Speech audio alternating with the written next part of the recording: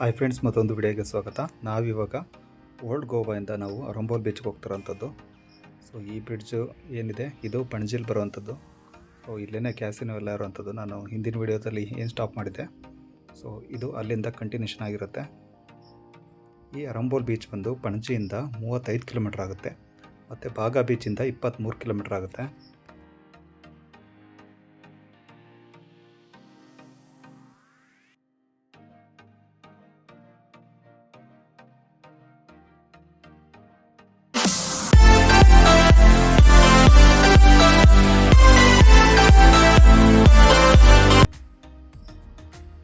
ನೋಡ್ಬೋದು ಇಲ್ಲೇ ಕ್ಯಾಸಿನೋ ಎಲ್ಲ ಇರುವಂಥದ್ದು. ಬಿಗ್ ಡ್ಯಾಡಿ, ಮೆಜೆಸ್ಟಿಕ್ ಮತ್ತಿನ್ನು ಏನು ಡಿಲ್ಟನ್ ಅಂತ ಏನಿದೆ ಇದೆಲ್ಲ ಇಲ್ಲೇ ಇರುವಂಥದ್ದು.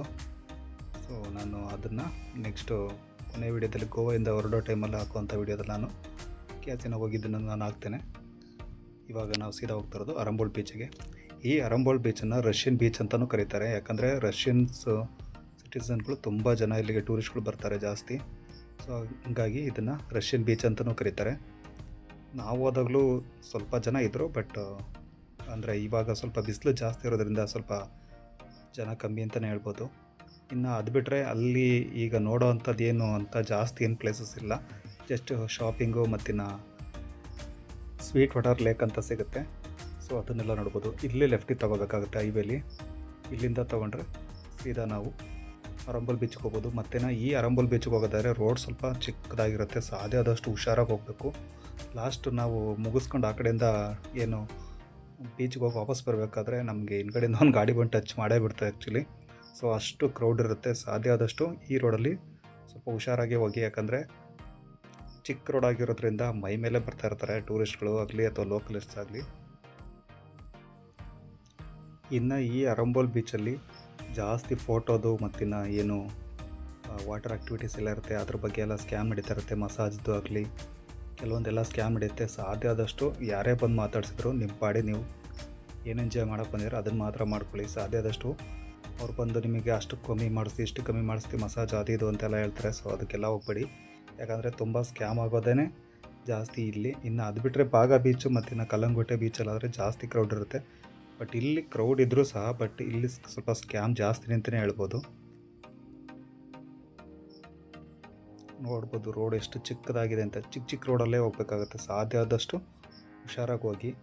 ಮತ್ತಿನ್ನು ಯಾರಾದರೂ ರೆಂಟ್ ಬೈಕ್ ತೊಗೊಳ್ಳೋದಿದ್ರೆ, ರೆಂಟ್ ಕಾರ್ ತೊಗೊಳ್ಳೋದಿದ್ರೆ ಗಾಡಿ ತೊಗೊಳಕ್ಕಿಂತ ಮುಂಚೆ ಫುಲ್ಲು ಗಾಡಿದು ಸುತ್ತಮುತ್ತ ಎಲ್ಲ ವೀಡಿಯೋ ಎಲ್ಲ ಮಾಡಿಕೊಂಡು ಆಮೇಲೆ ಗಾಡಿ ತೊಗೊಳ್ಳಿ.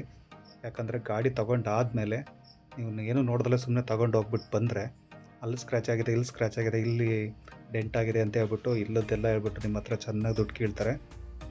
ಸೊ ಇಲ್ಲಿ ಸಾಧ್ಯ ಆದಷ್ಟು ಬಂದರೆ ನೀವು ಹುಷಾರಾಗಿರಿ. ನಿಮ್ಮ ಬ್ಯಾಗು, ಪರ್ಸು ಏನೇನಿರುತ್ತೆ ಮೊಬೈಲೆಲ್ಲ ಸಾಧ್ಯ ಆದಷ್ಟು ಹುಷಾರಾಗಿ ಇಟ್ಕೊಳ್ಳಿ.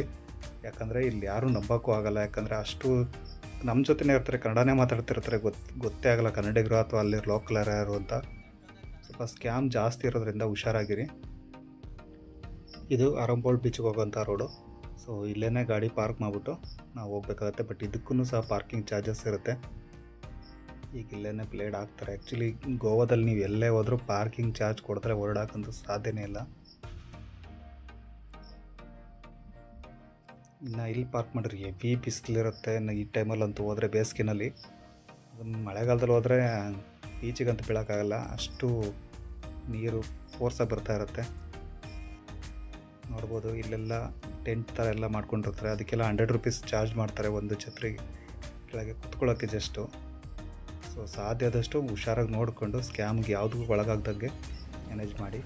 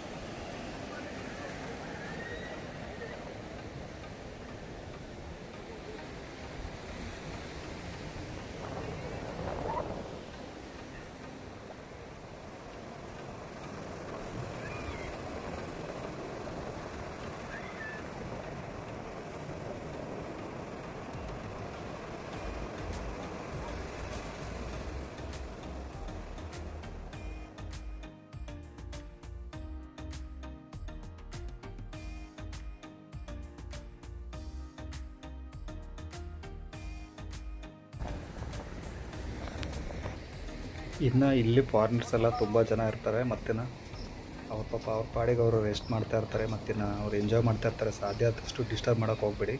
ಆ್ಯಕ್ಚುಲಿ ಇವಾಗ ಕಾನೂನು ತುಂಬ ಟೈಟ್ ಆಗಿದೆ. ಏನಾದರೂ ಡಿಸ್ಟರ್ಬ್ ಮಾಡಿದರೆ ಅವರು ಫೋಟೋ ವಿಡಿಯೋ ತೆಗೆದು ಯಾರಿಗಾದ್ರೂ ಪೊಲೀಸರಿಗೆ ಹಾಕ್ಕೊಟ್ರೆ ಸರ್ರಾಗಿ ರುಬ್ಬಿಟ್ಟು ಚೆನ್ನಾಗಿ ದುಡ್ಡು ಕಿತ್ಕೊಂಡು ಹೋಗ್ತಾರೆ. ಸೊ ಸಾಧ್ಯ ಆದಷ್ಟು ನೀವು ನೋಡ್ತೀರಾ ನೋಡ್ಕೊಳ್ಳಿ. ಬಟ್ ಅವರಿಗೆ ತೊಂದರೆ ಮಾಡೋದಾಗಲಿ, ಅವ್ರನ್ನ ಹರಾಸ್ಮೆಂಟ್ ಮಾಡೋದಾಗಲಿ ಆ ಥರ ಏನೂ ಮಾಡೋಕ್ಕೆ ಹೋಗ್ಬೇಡಿ. ಇದು ಬೀಚ್ ಏನು ಜಾಸ್ತಿ ಲೆಂತ್ ಇಲ್ಲ. ಬಾಗ ಬೀಚು, ಕಲ್ಲಂಗುಂಟೆ ಬೀಚ್ ಆದರೆ ಲೆಂತ್ ಇದೆ.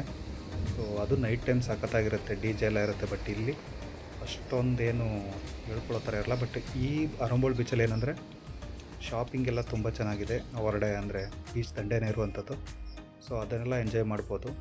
ಮತ್ತಿನ್ನು ಶಾಪಿಂಗ್ ಮಾಡೋದಾದರೂ ಸಹ ಹೋಗ್ಬೋದು. ಬಟ್ ಅಂಥ ದೊಡ್ಡ ಲೆಂತ್ ಇರುವಂಥ ಬೀಚ್ ಅಲ್ಲ.